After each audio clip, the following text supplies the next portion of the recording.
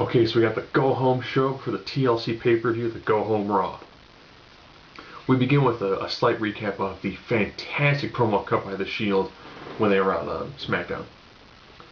And then our first thing live is the ever so typical ladder promo.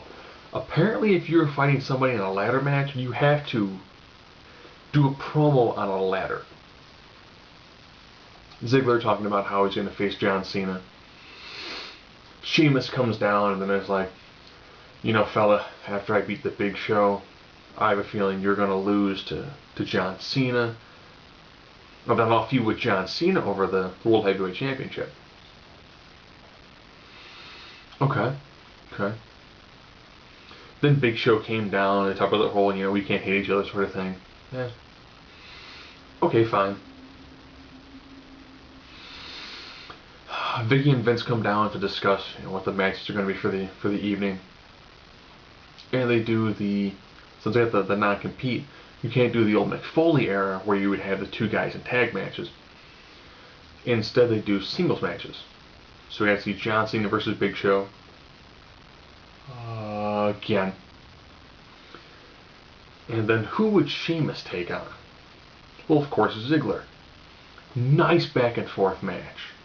And this is one of those matches where essentially neither guy could afford a loss.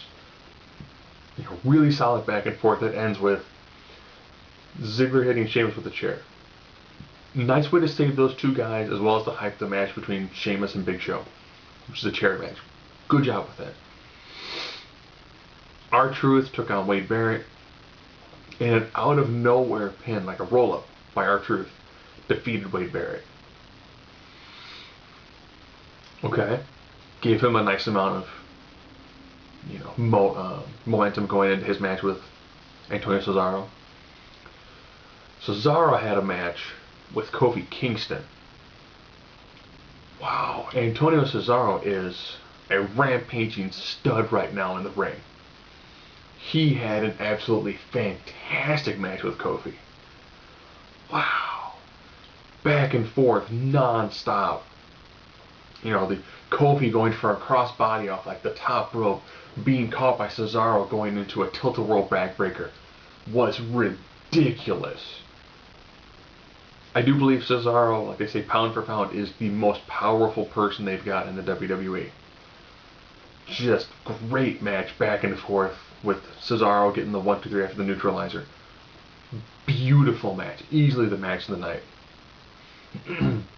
We also had a fatal 4-way elimination tag match. So in the ring when they came back from commercial, you had the Usos, the Colognes, and the Primetime Players. So who gets theme song? Team Rhodes Scholars. Cody Rhodes sporting a new mustache. If you didn't notice it, the Cody's mustache is Chance, and as well as them being on Miz TV, and they talked about the mustache. So the Usos, right off the bat, eliminate the Colognes. Alright. Come back from commercial. Apparently during commercial, if you have the Raw Active app, which I guess will show you all 3 hours of Raw. So if I have the app, would I not need cable? So the Usos actually also feed the Primetime Players. So now it's Team Rhodes Scholars versus the Usos for the right to challenge Sin Cara and Mysterio to a tables match to determine the #1 contender for the tag belts. Team Rhodes Scholars gets it. Later on, they're on Miz TV. The sad thing is, with Miz being a face, he is a lot less humorous than he was when he was a heel. He did decide of a new name to call Team Rhodes Scholars, and that is the Pink and the Stink. That made me think of the old term, the Shocker, which made me think of Matt Hardy. So, Miz TV segment, man. We had 2 Divas matches. Alicia Fox versus Eve. Eve won, and then I guess now she's getting photos over her defeated opponent's body. Okay. AJ took on Vicky, with the guest referee being Brad Maddox. If you forgot who he is already, he's the guy who, screwed Ryback at the Hell in a Cell pay-per-view, who does a phenomenal job when it comes to selling moves for his opponents.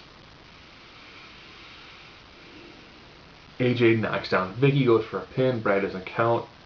AJ yelling at Brad, gets a roll up, 1, 2, 3. AJ gets pinned by Vicky. So AJ gets a roll up on Tamina, and the next week gets rolled up by Vicky.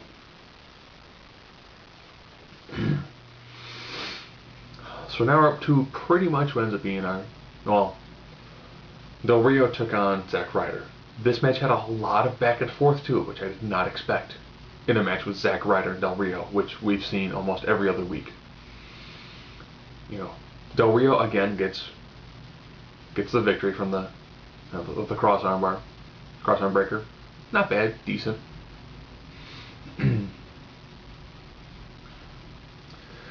The main event where Big Show took on John Cena, again in a match where John Cena could afford a loss, but Show not as much.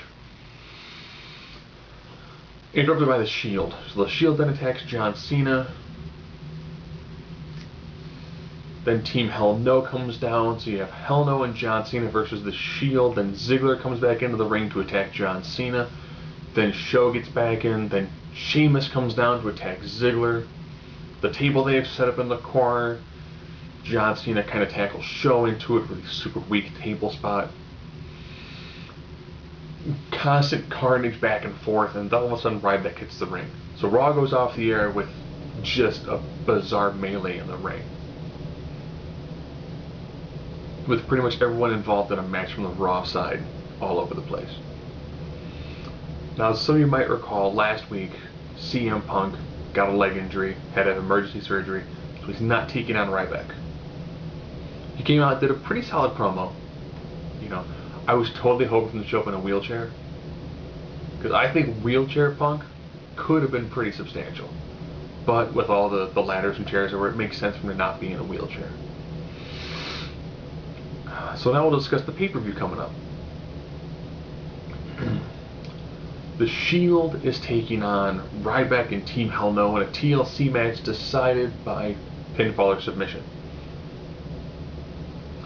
This is entirely a match that the Shield has to win, and I picture the Shield pinning, more than likely, Daniel Bryan. I picture being Daniel Bryan or Kane. I would picture them pinning Ryback.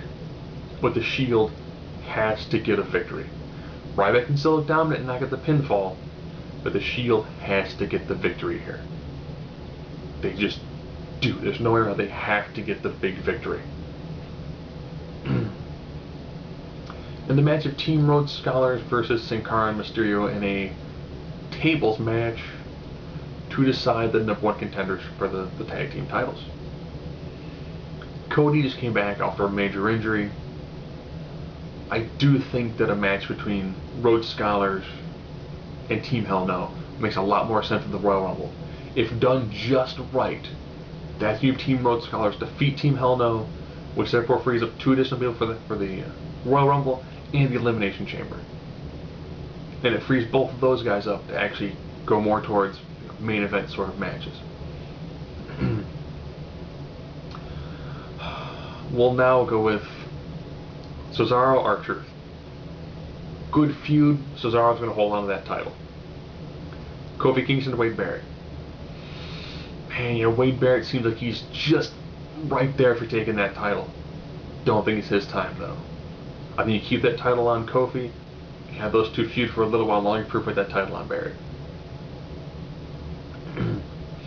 Now we're at the Ziggler, Cena, Sheamus show. Here's the way the picture's playing out. If I had to book this, one of those two matches would be the curtain jerker. Yes, one of those two would be how I begin my pay-per-view. If I go with the Sheamus Big Show match, I would actually have Sheamus win, Ziggler cash, beat Sheamus, and then this match would be against John Cena would be for the title. So you now go from the briefcase being on the line to a heavyweight championship ladder match between Ziggler and Cena. I would then have Cena win. You're probably thinking, why'd you have Cena win? I think Cena holding that title, then when The Rock comes back, when The Rock's like, I'm going to challenge for the WWE title, John could go, or do you want to challenge me for my title? That way then they can almost push for a little while. Does he want to fight CM Punk or would he fight John Cena for the title? For me, I think that makes a pretty compelling 1 month worth of television. It also allows us to actually see John Cena taking on the people on SmackDown. It'll give him a title. It'll give that title a little more oomph. It could also potentially allow us to see John Cena and Sheamus in some sort of a match. Now we'll flip them around. As much as I think Ziggler entirely needs to win this match to still have the briefcase, I do think that if you have John Cena win it and then have him go on to cash it in and to end the year with him holding the title and do it in quick succession, that can make for some pretty out of nowhere television. John hasn't held a title in like a year and a half. To have him out of nowhere beat Dolph Ziggler for the briefcase and then defeat Sheamus or Big Show for the title. Because that'll do one thing for Ziggler. Yeah, he'll have lost the briefcase, but lost the briefcase because of Vicky. Vicky put him in the match. Then he can have an absolute clean break from Vicky. Would make sense. He loses that, has a clean break from Vicky, and then decides to feud for either a mid-card title or challenges John Cena for the championship at Royal Rumble. I think those are pretty substantial ways of doing it. The other way, you have Ziggler win and then have Ziggler, challenge Sheamus and become champion. I think that if you have him beat John Cena for the title, it has a lot more weight to it.